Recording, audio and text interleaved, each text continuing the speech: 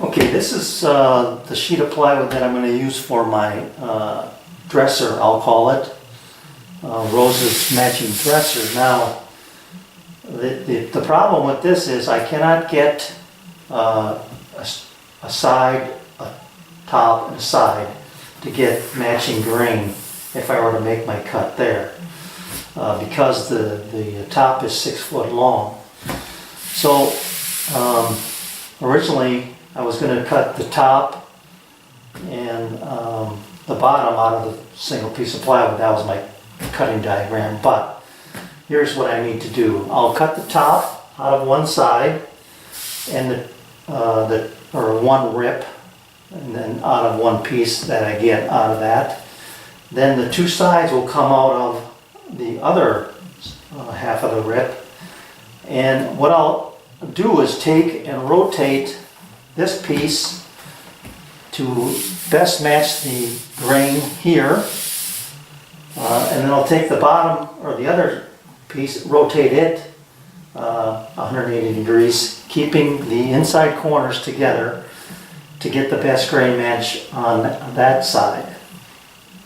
So I won't bore you with all of the cutting and all that. It's going to be the same as what I did with the nightstands, but this difference right here I think is worth talking about, because that's really the only way I can get grain that is going to be close to matching to give me that waterfall effect on both sides.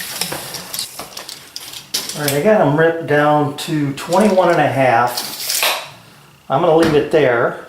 I want to cut, I believe, out of that piece my top, and then from there I'll decide where to cross cut my my sides. But the thing that I'm going to do first is rip the piece that I'm going to use for the sides. I'm going to rip this in half at 48, and that will give me the flexibility of moving my cut from the bottom to match that one. And then I got to think about that.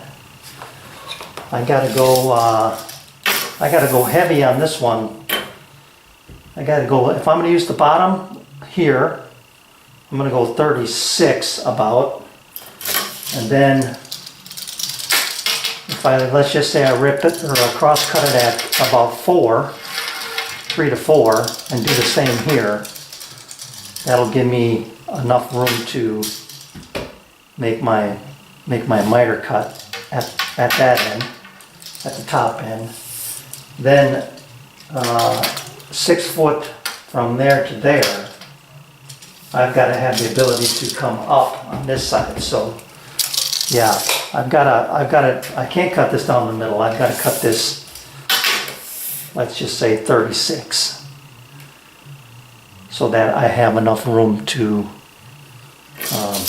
be flexible when I cut up from the bottom on both of those sides. I've got this side fairly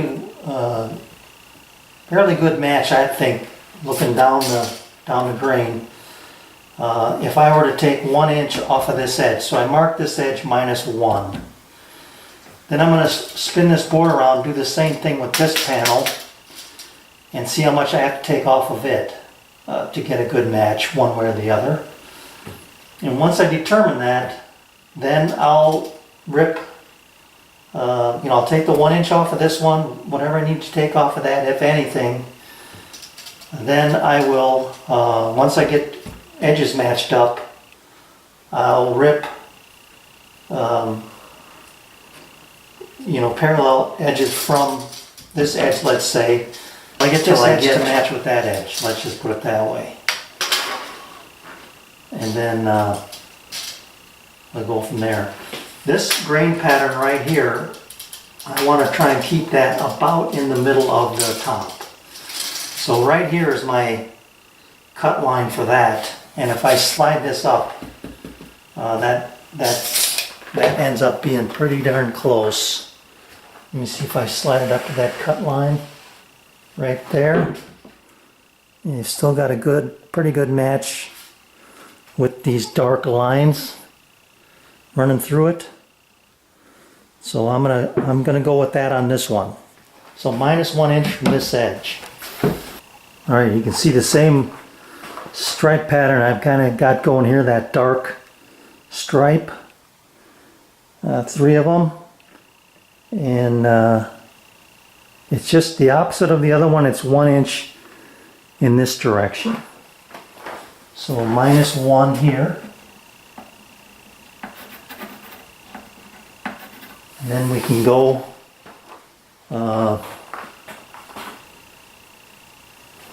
then we can figure out what we're going to do with the other cut on the main piece.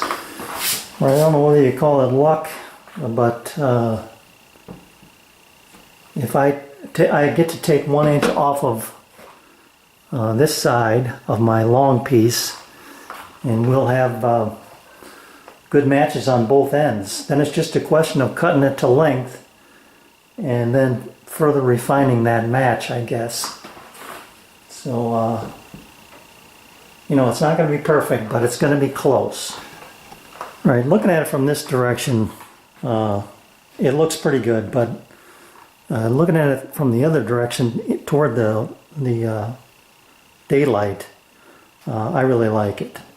So I made a mark here, which takes off about 7 inches off of this panel, leaving me about 40 inches to work with. So I'm going to call this edge is within, you know, an inch of being exactly where I want it. So I'm going to measure from here down. I'll measure 74 inches, I would guess, somewhere in there, and then take and try and match my other side. Same thing on this one, only this time I had to push it up a little bit farther.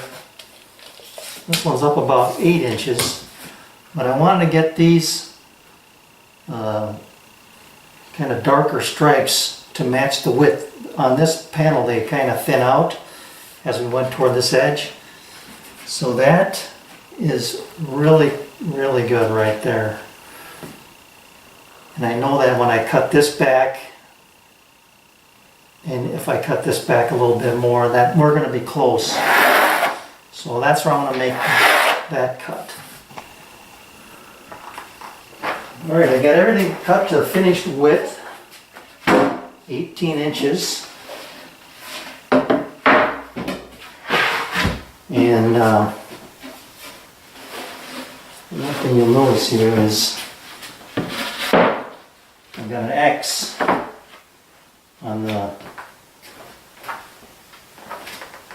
back side. I'm going to use that as my back side, or back edge. So I ran these through about 3 or 4 more times each, you know, constantly rotating them, and then but taking the bigger bites off of that back edge. And I just like that method. These things are just beautifully parallel.